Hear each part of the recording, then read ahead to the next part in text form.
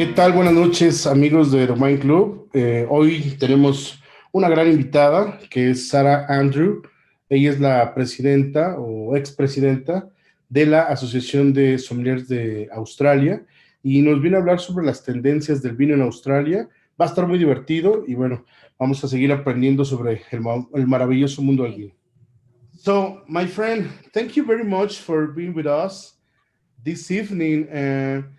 I'm very excited because in Mexico we don't know too much about the Australian wines. Actually, we have a few brands, a few labels, not too many, a few wineries. So I think that today we are going to have a lot of knowledge for you, especially the trends, what is happening over there because it's far, far away. Absolutely. Yeah. Yeah, just to begin with, please, can you let us know how do you start? I mean, did you start in this business, in the wine business? Because uh, it's interesting how do you start in this profession, not only as a sommelier, also as an educator? Yeah, sure. So good evening, everyone. Thank you for having me as a guest. Sarah Andrew. I am co-president of Sommeliers Australia. My day job, I work for the Wine and Spirit Education Trust. I look after both the Australia and New Zealand market. I am also a certified educator, so during the pandemic, I've had to step back into the classroom, into the online classroom, because we've had so many students using the online platform globally. And I have actually been teaching globally, so I've had students from all around the world, which has been fabulous. I met Marcos through the Association de la Sommelier in Austria, maybe 3-4 years ago. Yeah, in 2017. Yeah, 2017. So yeah, coming up to 4 years. And I'm on the Diversity and Inclusivity Project team for ASI. I head up the Diversity and Inclusivity Project team for Sommeliers Australia, and I'm on the Global External Project Group for Diversity and Inclusivity for WSET. So that's a big chunk of my spare time that I don't really have, but it's something that I think globally is really important now to address, because I think to have a richer wine industry and beverage industry, we need to be making action, not just talking. In terms of my falling into the wine industry, my former career, I actually worked in pediatrics. So I worked with babies in hospitals, doing research. I was meant to start a PhD back in 1997, and I'd spent 5 years studying full-time as a very poor student, and I decided to head to the UK for 6 weeks just to see what happened on the other side of the world. And 6 weeks became 7 years. And I fell in love with the proximity to travel to Europe and to visit Europe's wine regions, and discovered that I was passionate about the wine industry. So I studied WSET level 1, 2, and 3.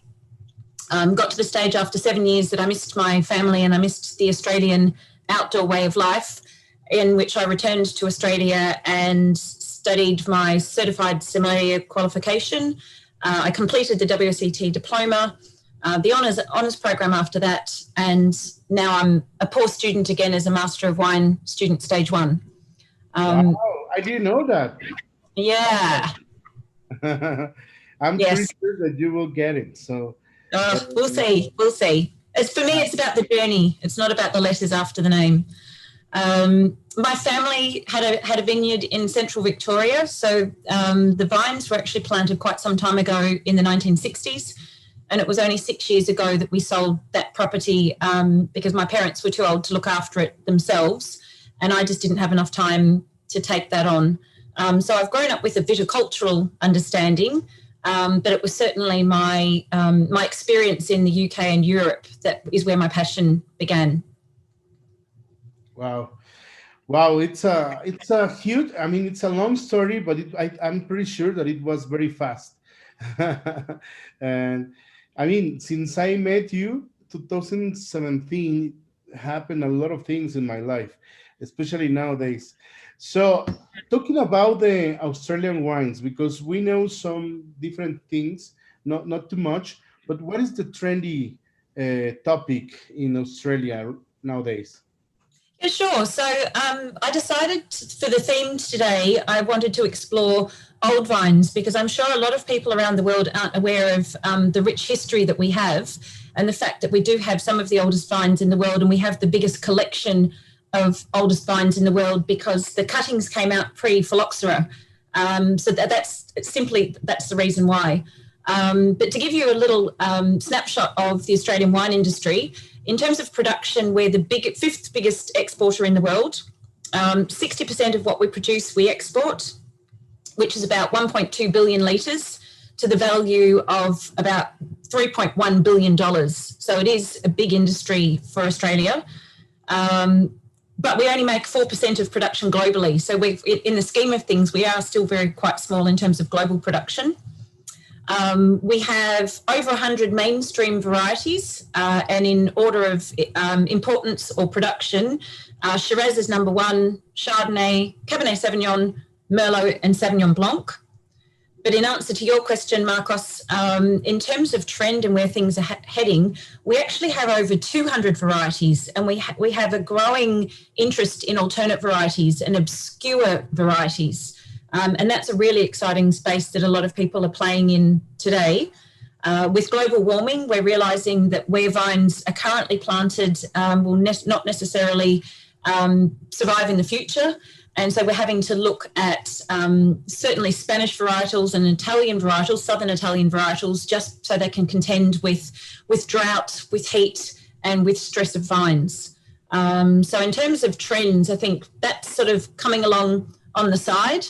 But another trend is moving towards, for the small to medium producers, minimalist intervention. So looking at sustainability and looking at producing the wine in the vineyard and having less interference in the winemaking process. And that's really exciting because we're seeing a real step up in terms of quality of production. Wow, wow. So, and tell us a little bit about the old vines, the new ways of the new vines. I mean, it's amazing the pictures that you have here. Yeah, oh, absolutely.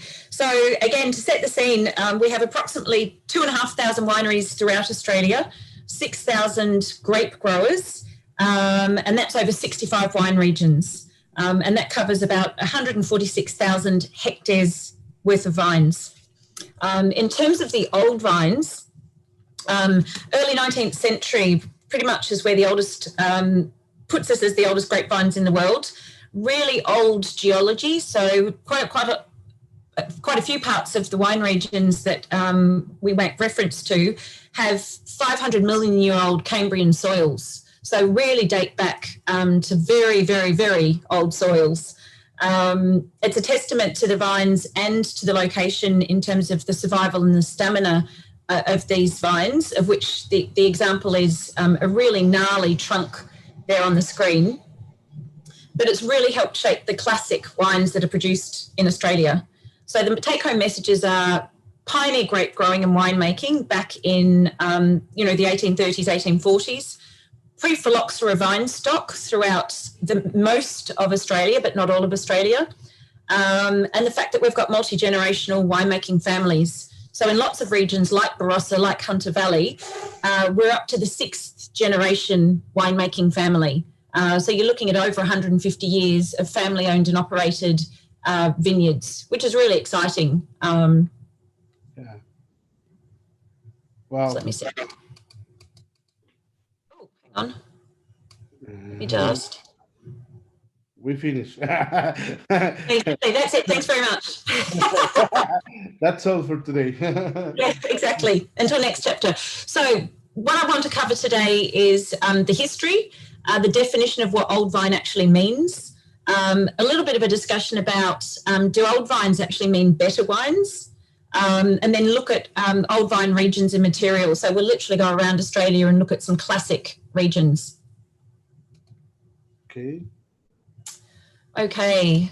So this is actually a picture of shot through the Henschke Hill of Grace vineyard, which many of you will have heard about. So it's the old family church, sits at the bottom of the Henschke vineyard. And I will get to that as an example of old vines. But as I said, old vines are the pre-phylloxera. Okay. In terms of, sorry, did you have a question?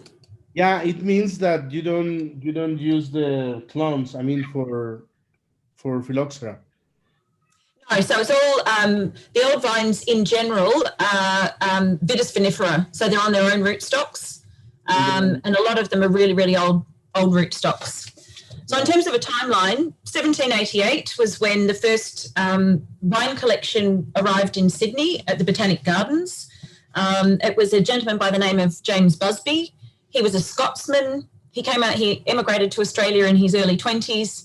He knew nothing about vineyards, nothing about wine, but somehow he landed a job as the teacher of viticulture in Sydney. So go figure how that happens when he knew nothing about vineyards. But from that, his passion for the wine industry was incredible. And he spent several years traveling throughout France, throughout Spain, and he collected more than 550 cuttings and documented them meticulously.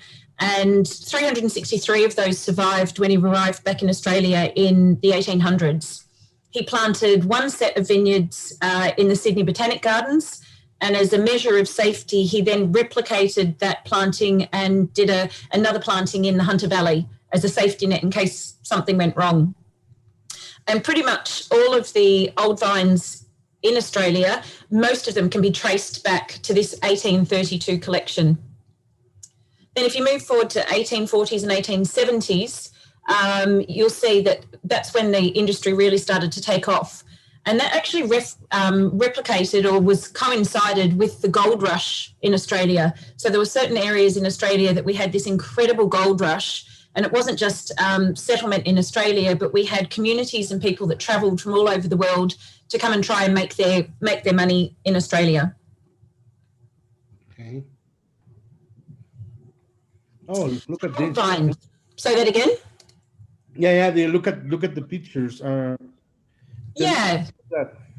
So in terms of when you're talking about old vines and the benefit of them, it generally replicates a really well-developed root system, generally quite a very, very deep root system, which taps into different nutrients and different micronutrients than a younger vine would.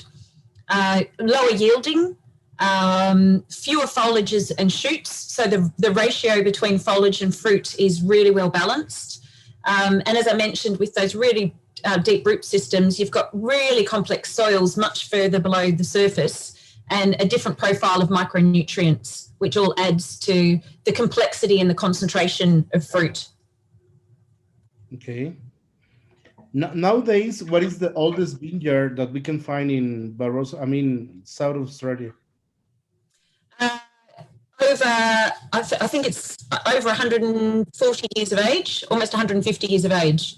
Oh, wow. Yeah. So we'll come to the Barossa because I've got a few examples to give you.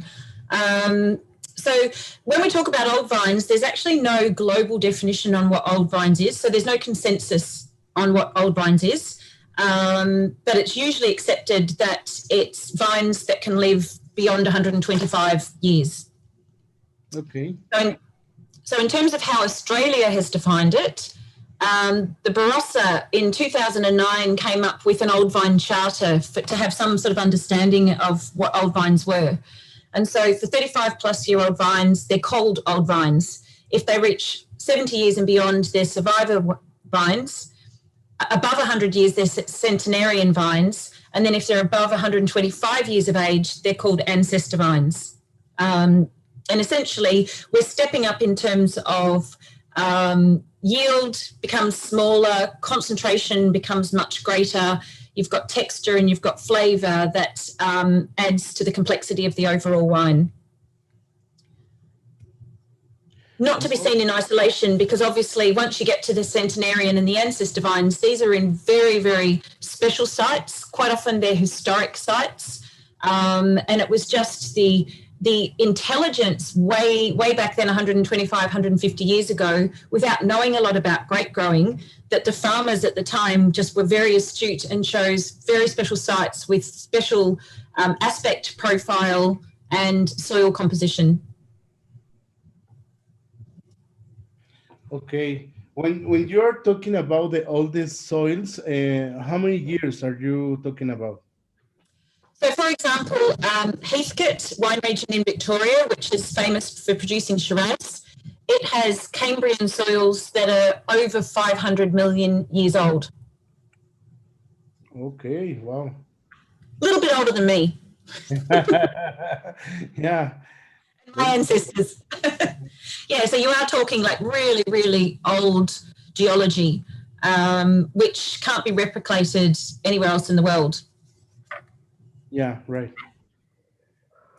And so this kind of leads us to the question, do old vines make better wines? So in the comparison of older to young, you know, what factors influence old vines? But it can't be seen without the link to history and passion and place and rarity, like small scale of production. You know, you could argue that something isn't better because it's older. You know, you think of an old pair of shoes as opposed to a new pair of shoes. An old pair of shoes with the soles falling off, I'd rather have a new pair of shoes, thank you very much. But if you're talking about deeper penetration of the roots, developed root systems, complex soils, micronutrients, and vines just not having to struggle, they can cope. As you can see on this picture, these really, really gnarly trunks can cope with drought, they can cope with heat, they can cope with challenging climatic conditions because they're better positioned and they've been there before for, you know, decade after decade after decade. Okay. Yeah. Old vines, interesting as an example, I've done a lot of work with the Henschke family in the past, and I still do work with them with their museum and rare wines because they do age their wines significantly.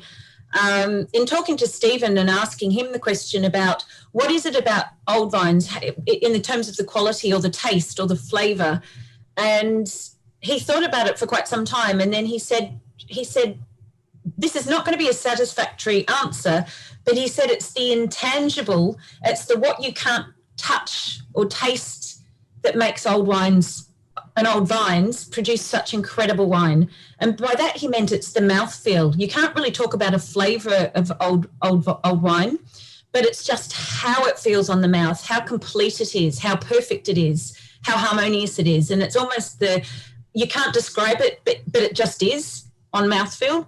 And that's how he described it, which I thought was really interesting. Yeah.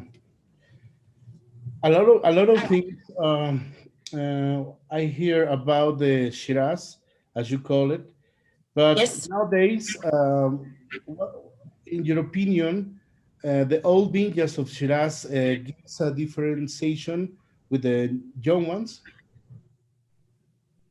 Absolutely. I mean, if certainly if we're focusing on Australia, production of Australian wine, even though it started in, you know, the 1830s, 1840s, right up until 1950s, the majority of what we made was actually fortified wine. So when you think about the fact that we had to export from Australia to the UK, we had to cross the equator, it just made sense that we sent fortified wine across that had already, you know, high alcohol, you know, cooked fruit.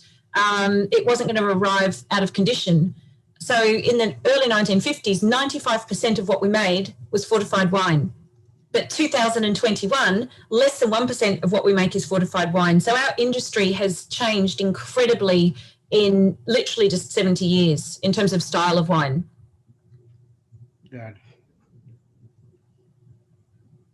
And then in the 1950s, 1960s, 1970s, the reds that we used to make very much were lower in alcohol. They were picked earlier. They were more savoury. They sat at 12.5%. Even the Shiraz and the Cabernet, even the big full-bodied wines, they had a delicacy to them.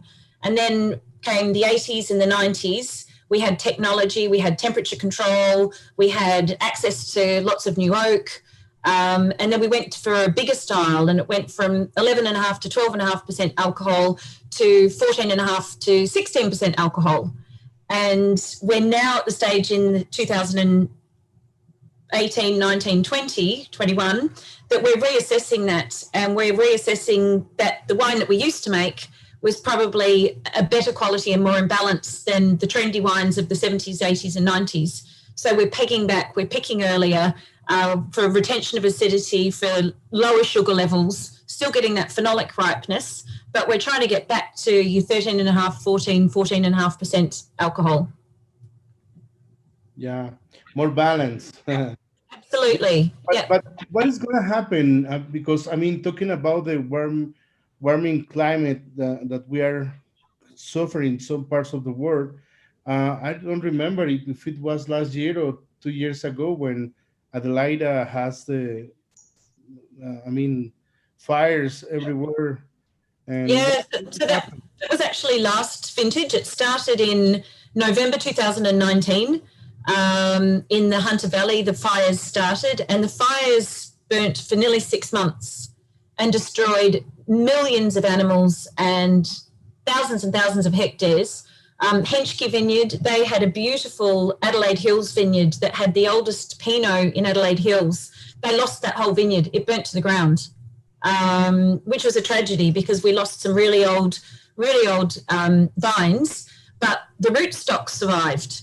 So incredibly, they're bouncing back, and they won't do a vintage this year, but we're hoping next year they will be able to do a vintage again. But that's a real concern in Australia. We are quite often in drought. We rely on rainwater, and we might go 5 or 10 years in a region with there being really, really low or no rainfall.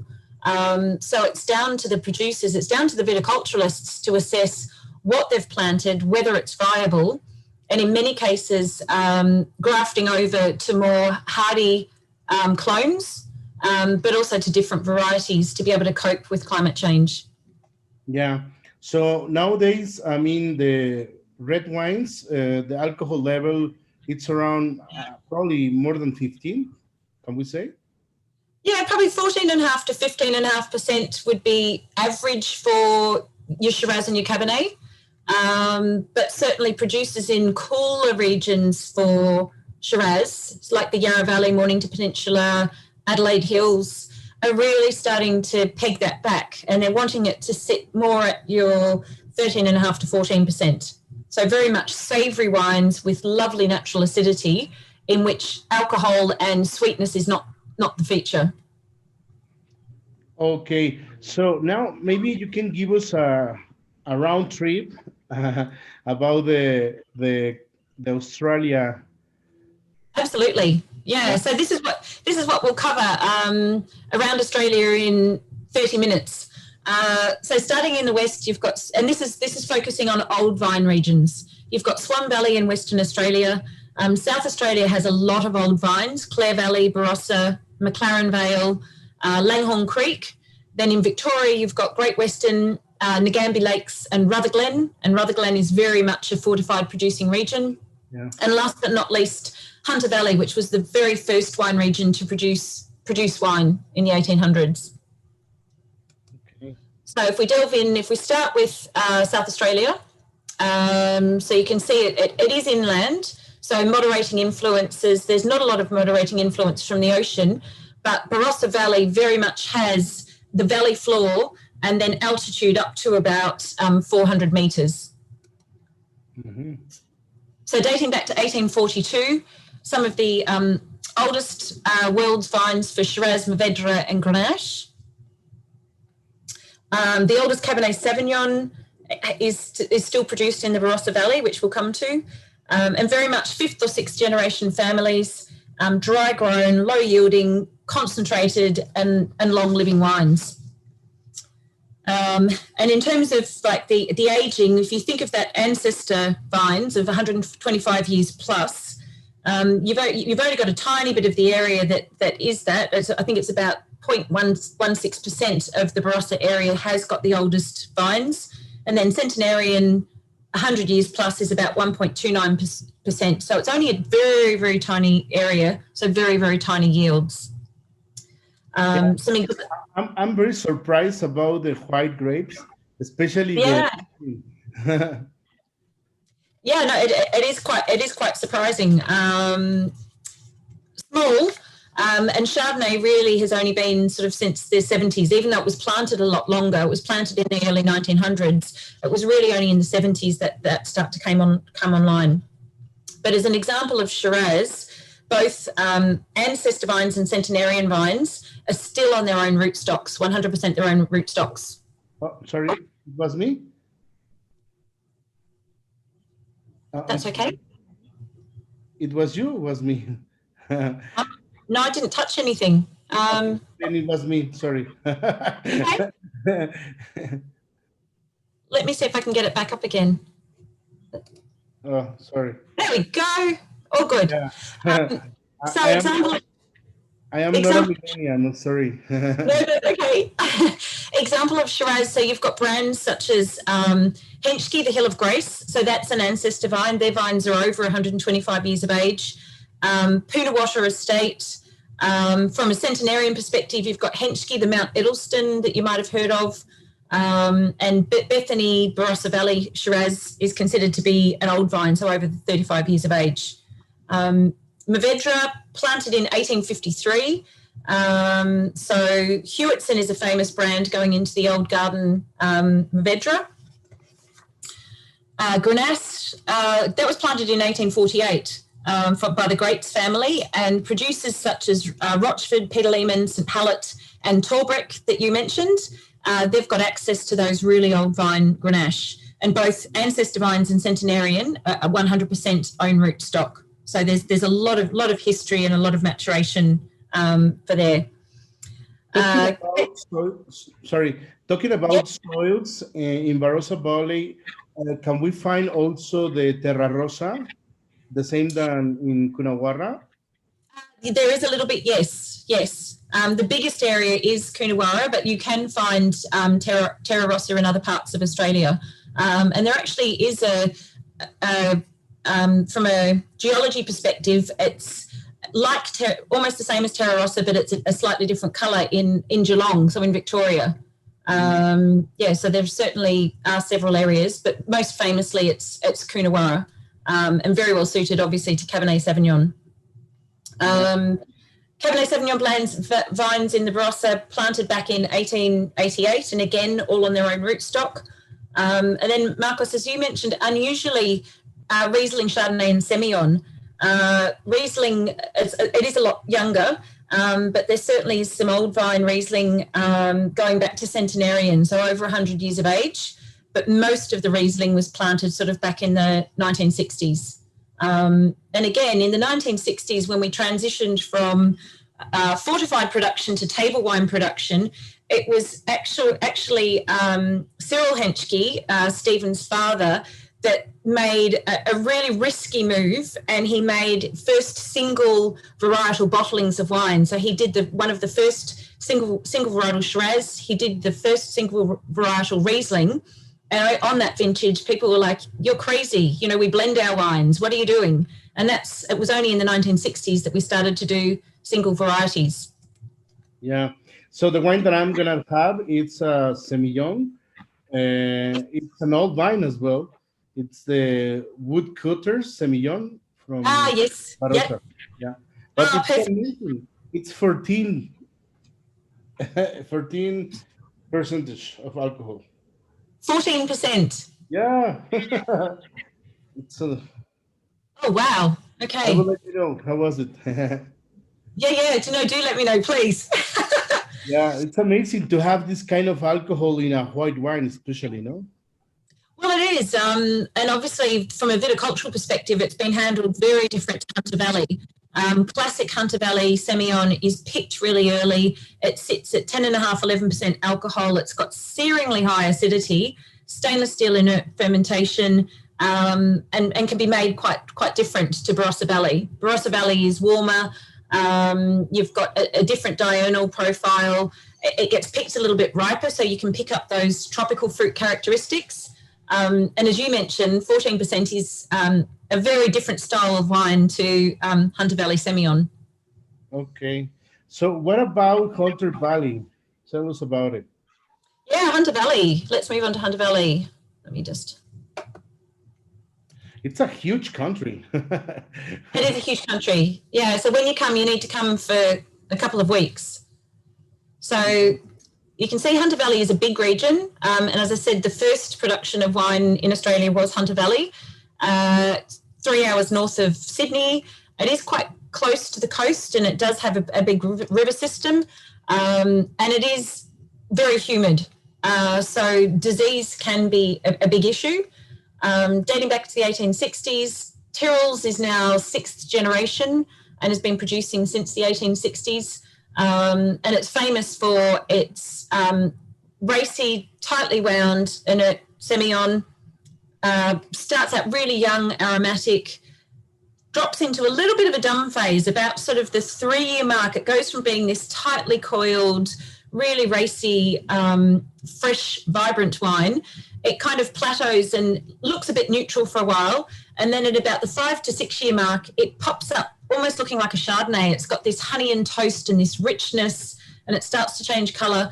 And then at the 6 year mark, it just plateaus. And for 6 to 25 years, you've just got this beautiful expression of Semillon that has greater mouthfeel and greater texture. Yeah.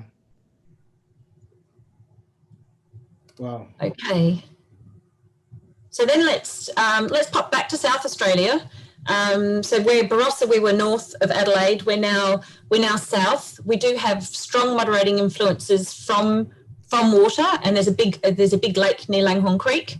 Langhorne Creek is a small wine region by producers. There's only about 10 brands in Langhorne Creek. However, historically they have produced huge quantities of grapes that have gone into the big players, like your Wynns and your Hardys, your Lindemans. So their fruit has gone into those brands, which is why it's not as well known, but it produces some of the best value for money Cabernet Sauvignon in Australia. Really outstanding Cabernet Sauvignon.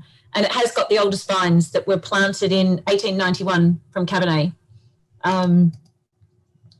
And they are really gnarly vines. They're your bush vines sort of right down on the ground with really, really thick trunks. The arms have actually, because they're so big and heavy, have fallen over and are actually resting on the ground. So visually it's quite a spectacular region to visit. All surrounded by gum tree, so you'll get that really distinct menthol eucalypt character that can come through in the Cabernet Sauvignon.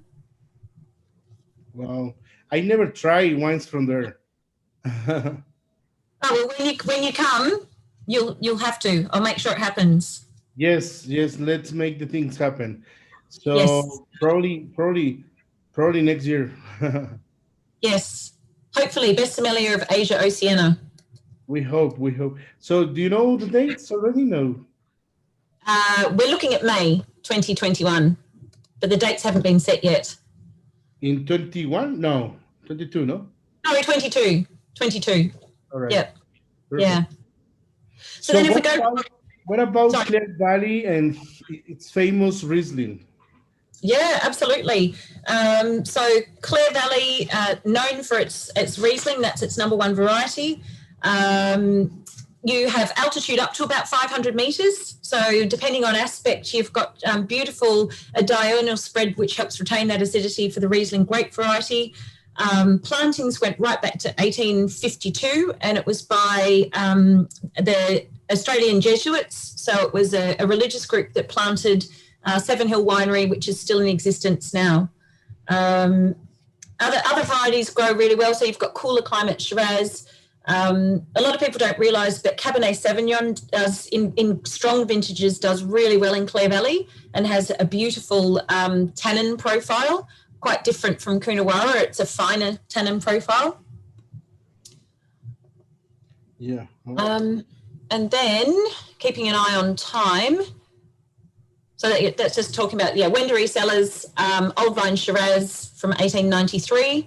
And most of these old vines with this picture are all dry grown, because the system of the roots penetrating really deep, the harmony of the plant versus the microclimate, and then the balance between the foliage and the low-yielding fruit means that it can survive with less rainfall.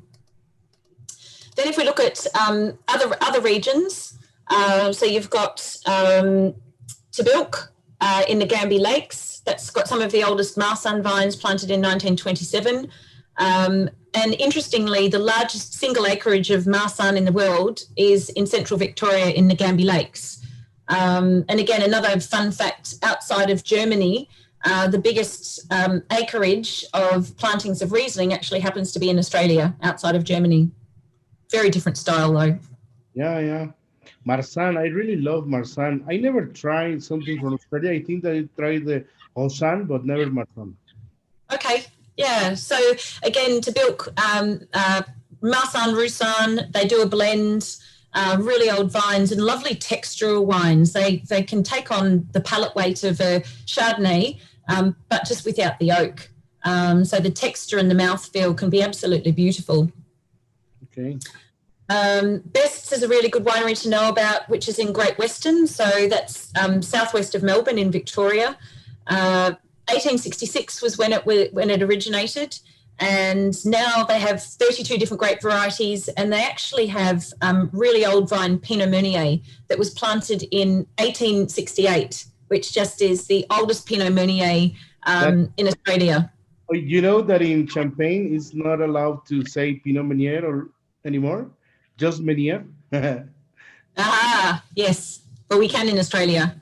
Yeah, that's good. Yeah. So this would best make a single vineyard, a single varietal Pinot Meunier, but because of the rarity and the age of the vines, they will only do that in exceptional vintages. And it's exceptional. I took part in a back vintage tasting last year through Sommeliers Australia, and we got to try about 8 different Pinot Meunier and over a 30-year age range, and they were just incredible. Just the balance and the harmony. Just you wouldn't have thought they were Australian.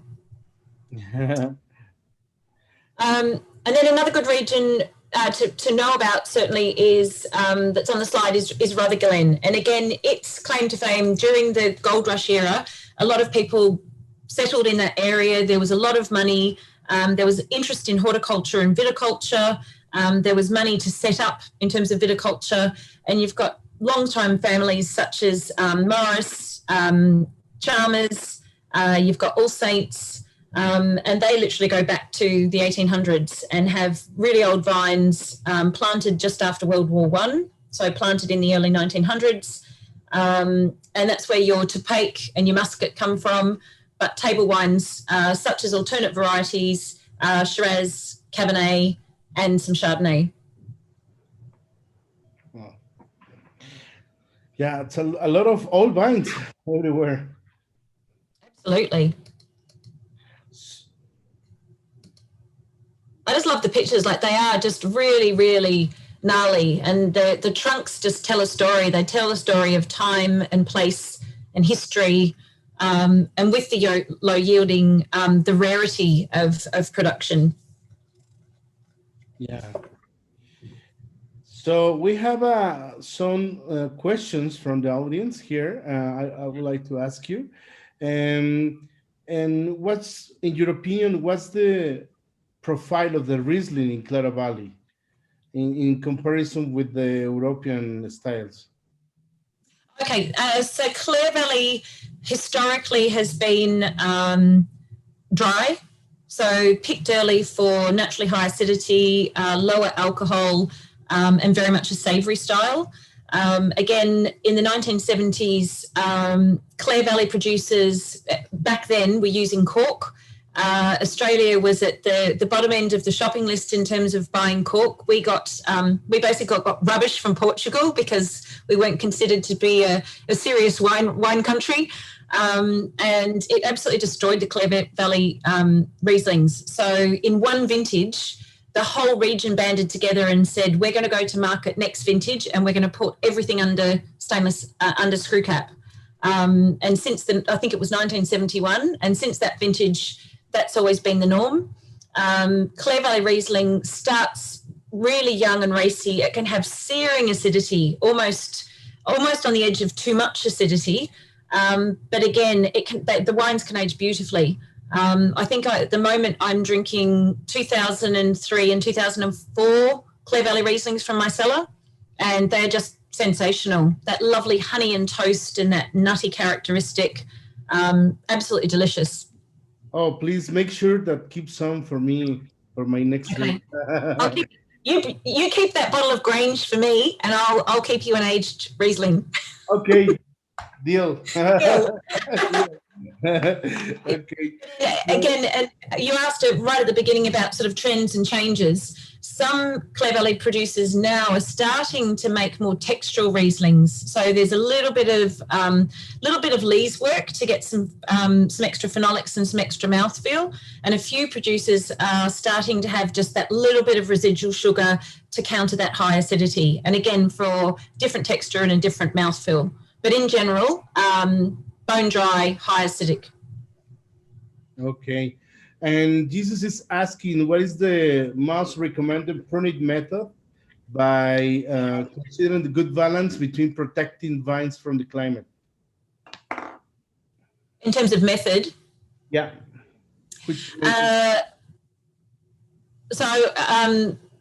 Attention to detail in the vineyard and viticulture, and spending a lot more in viticulture in terms of things such as leaf positioning, adding extra wires to be able to lift the canes to shadow the fruit if it's summer. Crop thinning, that is now being done by more premium producers so that the work rate of the vine is less. There's less stress because there's less fruit to be for the nutrients, but that's lifting the level of quality, because if there's less bunches going into ripening, it means the resources, the nutrients and the water, etc., will make for a better quality of fruit and a greater concentration. Yeah, okay, thanks. And Francisco say, hello, Sarah. Just wanted to know a bit more of rootstocks. What about Centennial wines? Are some of them are rootstockless? Yeah, so most of the Centennial and Ancestors are on Vitis vinifera, but there are some, for example, in the Barossa, Ancestor vines 125 years are 100% own rootstock, so 100% Vitis vinifera. Centenarian is the same, but when you get to the survivor vines of 70 years, 98% are their own rootstock, so there's 2% that it is using an alternate rootstock. And that might just come down to the fact that there's been some removal of some vines, or vines that have stopped producing again, because once you get to old vines, they do have a shelf life, but that's when sometimes they'll put in an alternate, and that's also a safety net, and it's also putting in sometimes an alternate rootstock if we're looking at new plantings and new varieties. All right. Does that answer your question? Yes, thank you, my darling. And what about Uriel is asking which Clara Valley wines are in Mexico? You don't know, probably. And I think that we can find a Riesling from Clara Valley from Penfolds Winery. I'm not pretty sure, yep. But I don't know. I will try to find it. I imagine Penfolds, maybe Hardy's might export. So I would imagine probably producers within Treasury Wine Estate would be the best bet in terms of Clare Valley. Okay, good. I'd have to. Here is a very nice, very interesting question. What about the current screw cap technology and the micro-oxygenation? That's micro-oxygenation, yeah. Yeah, perfect. So again, originally when screw caps were being used, they were very much impermeable. So the wine stayed in a static state for quite a period of time, which obviously if you're wanting a wine to mature and take on secondary, tertiary characteristics, and you can't wait 20 years, that wasn't an issue initially for producers. So firstly, what winemakers did was they actually changed the way they were winemaking, and for certain styles, for example, such as a Cabernet Sauvignon that's got really high tannin as a young wine, they actually undertook actions such as micro-oxidization of the wine before it went into the bottle, so that it had progressed just a little bit because it was then going into a screw cap, so that the tannins were just that little bit softer. Today, we're really fortunate that with technology, we've got a whole range of membranes in the screw cap, which has different grades of oxygen that is permeable. So depending on a winemaker's style, if I'm wanting inert, absolutely no oxygen, I'll have the tightest grained membrane of a release rate of 0.001%. But someone that's making a Coonawarra Cabernet might have, 0.5% permeability. So you can actually choose the membrane for your screw cap that you need for the style of wine that you're going to release on the market. Okay. And Jose is asking something that probably we already mentioned, that what are the average of vines? I mean, what percentage is less than 35 or more than 70 years, etc.? Well, it depends on the planting. It depends on the variety. So, for example, in the Barossa Valley, Cabernet Sauvignon, nearly 50% of the vines are old vines, so they're 35-year plus. But then when you get to the centenarian for Cabernet, it's less than 1%. So it would probably be fair to say, if I did a very rough guesstimation,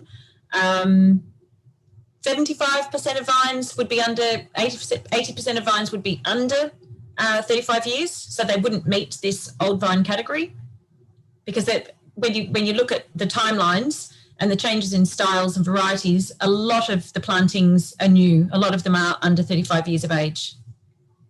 Okay. So, and Francisco have another question, that if it would be attached to a certain regulations, I mean, talking about the old wines, Australians are intended to be rather flexible, or are you debating what to do with the geographical indications? Yeah, great question.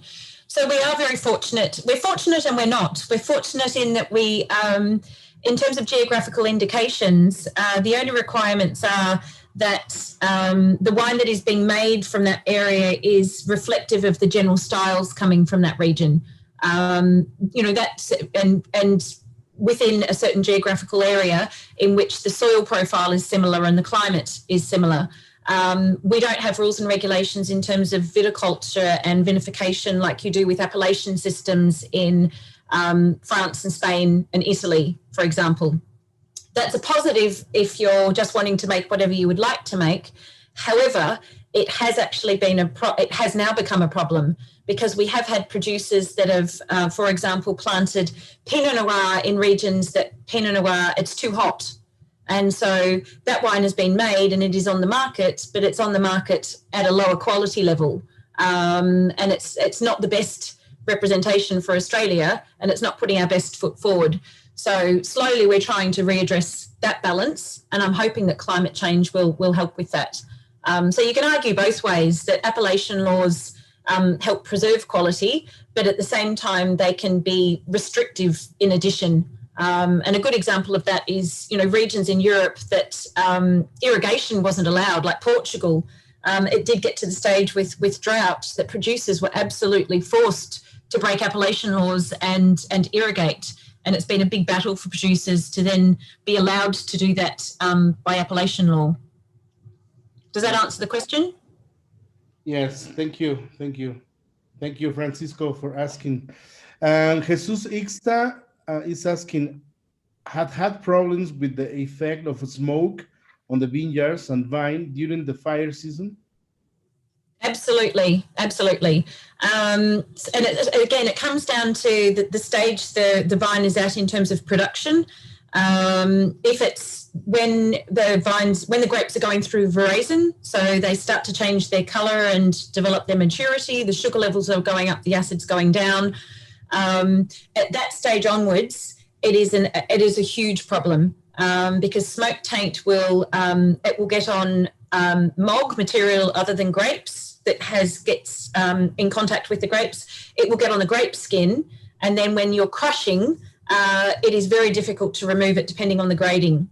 So, for example, last year was a classic example with the massive bushfires that we had. Hunter Valley pretty much lost most of their vintage. Orange wine region in New South Wales that sits up, it gets up to, I think, about 700 or 800 metres in altitude. They had some significant bushfire events, not in their region. I think it was like 100 or 200 kilometres away, but the wind transferred the smoke, and the smoke just hung over the wine region.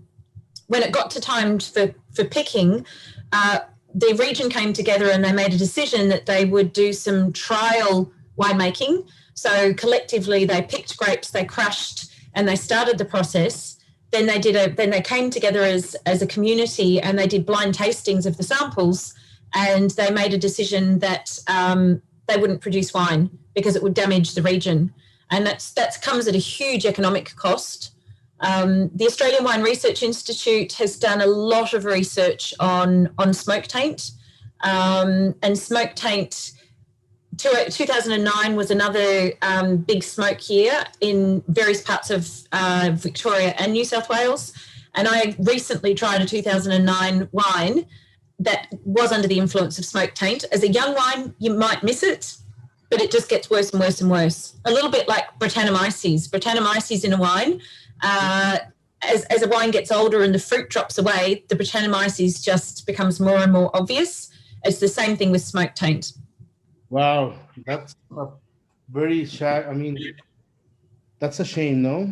I mean, yeah, it is. But I think back in 2009, producers made the decision, let's just make the wine. We need to make the wine. We need to get a return of income. We need to get some money in. We've got all of this fruit.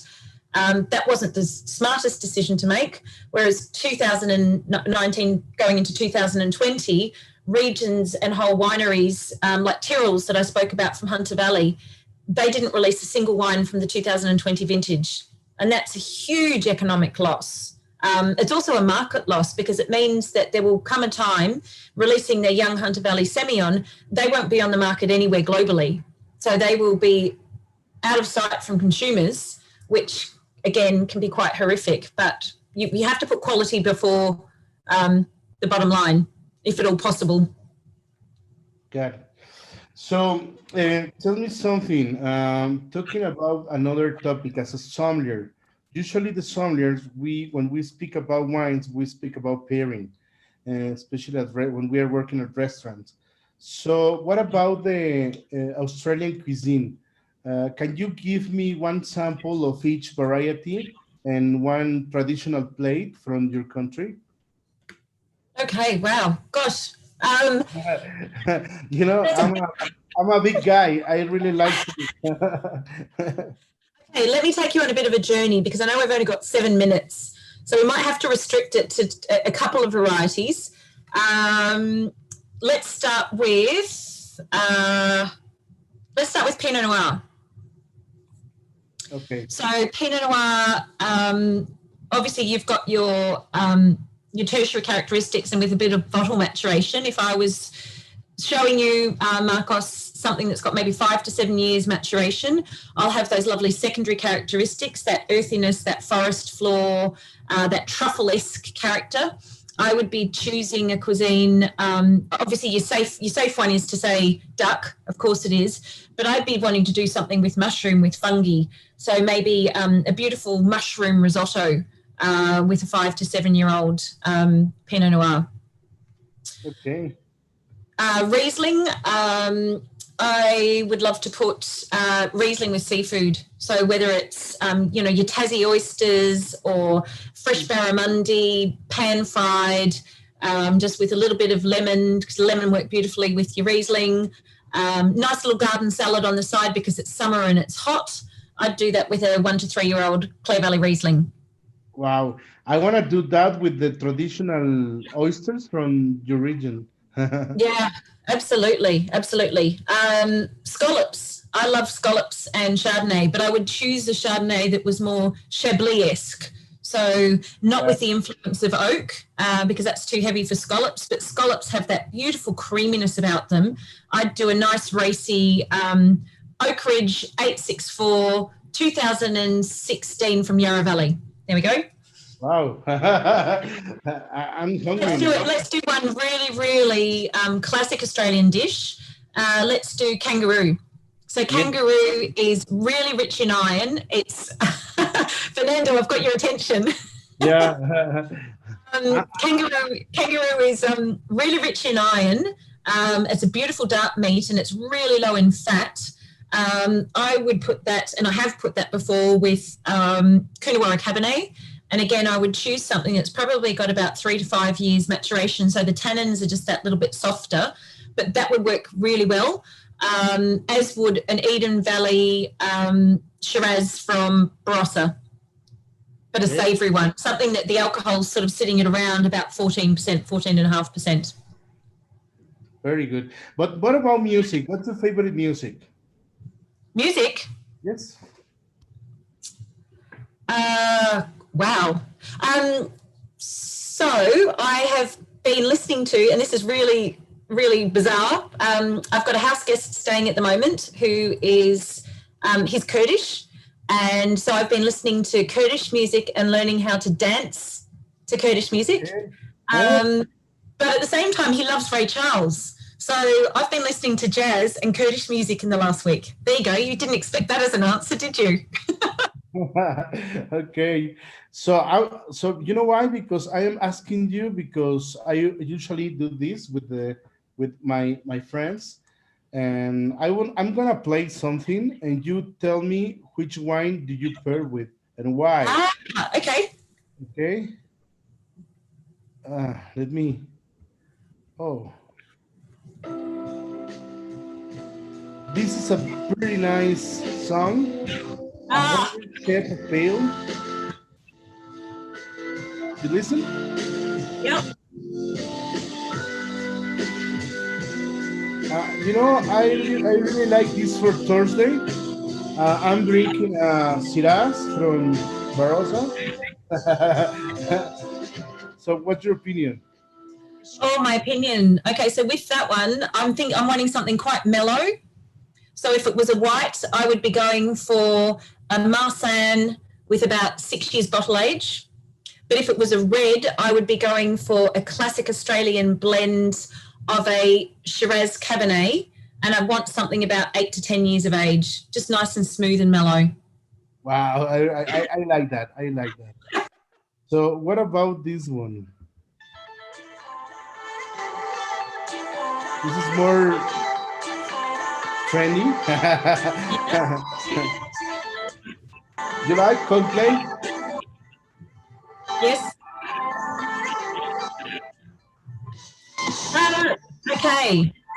So I'm going to go for a Sauvignon, which about 10 years ago in Australia, everyone thought it was Albarino.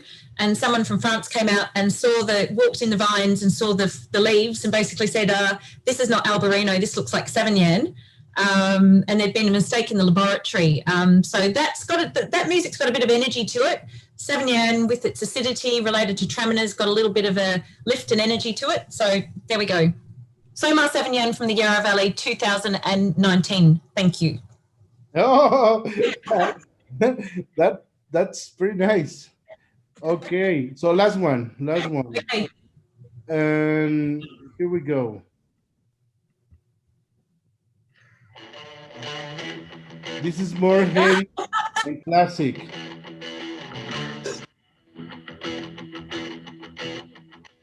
Okay, now we're talking. Yeah. Okay. Do you remember when we were drinking a beer in front of I don't know the castle, the name of probably Manuel, Yes. remember? Yeah. Out on the lawn. Yeah, I do. Okay, I'm gonna go left of field here, and I'm leaving wine behind. Australia has a really good distillation industry, and I'm going to go for an Archie Rose rye or a whiskey. Okay, we should try that. Okay.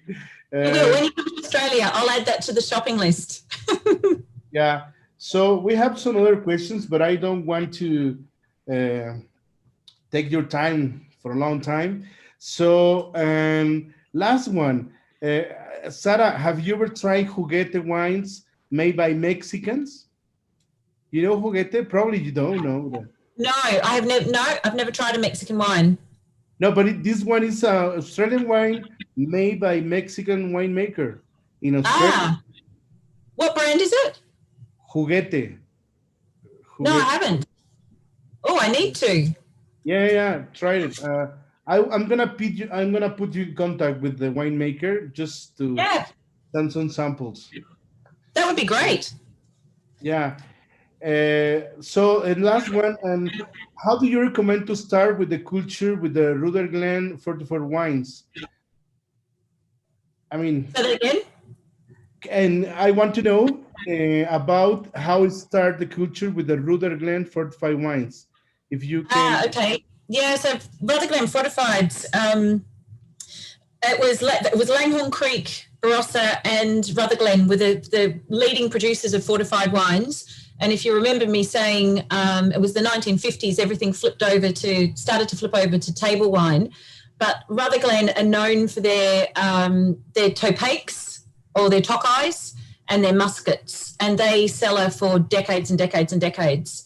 They're picked later in the season so that they've got much higher baume. They're fortified wines, so they're left with high levels of residual sugar. They're matured for really long periods of time in barriques, so that you've got that gentle oxidization. So they take on those tawny topaque colours. And then for some of them, they put them also in a Solera system. So they mature them for an extensive period of time. And the Grands, which are you've got your Rutherglen, your classic, your rare and your Grand. The Grands command really high prices, but are just incredibly complex and delicious.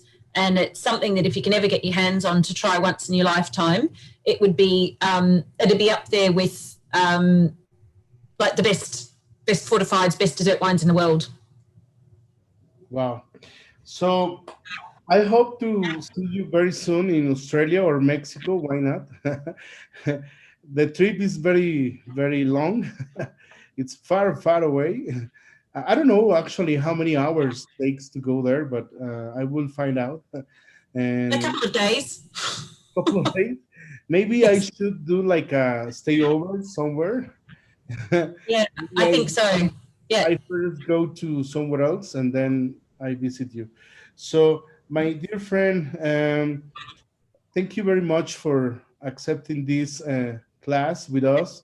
It's a lot of information that you can share with us, but maybe we can have another um, class talking about something else, about another topic. So, but before we finish, let me tell you something, Sarah. Probably you know what is the celebration in March 8th. You know that? March 8. Yes. No, should I? What am I missing? Yes. International Women's Day. That's very bad of me not to know that, isn't it? Sorry, since COVID, I just live one day at a time at the moment. With one of the world's longest lockdowns in Melbourne, we went 8 months in lockdown. So it's affected my memory and my dates. Yeah, don't worry, but I am preparing something special to honor the women in Mexico. I mean, I will invite people from different parts of the world. Will be Perfect. with us Gaia from Italy. Yeah, Will perfect. be Laura Catena from Argentina, you know her. Probably will be Jancis, it's almost sure, and some others. And I will invite also Karen McNeil. And I will be very glad if you accept my invitation to share your career as a motivation for the ladies in the world. Perfect. I'll check my social diary and get back to you. Yeah, yeah. But just to let you know, I know Francisco's put in the chat that they would like to reach out to me. So, Marcos, I don't have a problem with you sharing my Cellar de Wines email if anyone wants to reach out. Yes, sure. I will mail you and I will put you in contact Francisco, I didn't know that you were a researcher, but it's very nice to know that. So, well, check your agenda and let me know later. Don't worry. I will do. Oh, actually, no, I know already. It's a public holiday where I am, so that's a Monday for me. It's March Yes. 8th. We are going to start at 12 Mexico Yep. time. I don't know. It's CST. I might be in my pajamas. I don't know how it's going. I mean, the difference time, but Yeah, it's all good. Send me an invite and I will respond. But I'll do my best to be there. okay, perfect. Okay, my dear friend, thank you very much for being with us, and I hope to see you very soon, somewhere in the world. And please, anything I can do for you, for the Australian sommeliers. How many sommeliers are in Australia, actually? How many certified or how many members? Or both? I think we've got about 350 members at the moment Okay, not that are registered as members, paid members. In terms of certified, there probably would be, through quartermaster sommeliers, there probably would be about 400 at the moment that are actually certified, and then like several hundred more that are working in that role but not certified. okay, got it. So very nice. We're small. So, We're small. yeah, I mean, how many? What is the population in Australia? In Australia, I have got no idea. I think we're about 26 million. We've got 4 million, just over 4 million in Melbourne. Wow, come on. In Mexico City, we are 25 or something, 25 million. Just in I told you we're small. We're a big country, but we're very small. And don't tell me about it, because now we are suffering for that. No, I know. So we say that we've got quality, not quantity. Yeah, I know. So last thing, you want to share your social media accounts? Maybe they want to follow you or to tag you. The social Yes, media. sure. It's really easy. Sarah Andrew Wine is my Instagram, and I pretty much do everything on. I can type it here. I pretty much do everything. I always do mistakes with the name. There we go. That's my Instagram. I'm not on Facebook, and everything for me goes through Instagram. Actually, on that note, for anyone that is studying, last year during the pandemic, I ran a series of WSET videos for students that couldn't get to classes, and I covered from level 2 to level 4, and it was every Monday for April. And I will be starting that again next week. It will be the second Monday of the month, so I'll only do one a month. But again, I'll be back doing level 2 to level 4, theory and tastings and exam technique. And obviously it's free because it's on Instagram. So if anyone's interested, and I save the videos on my Instagram, so you can go back and have a look. And if you like it, great. And if you think it's rubbish, you don't have to visit it again. Don't say it, please.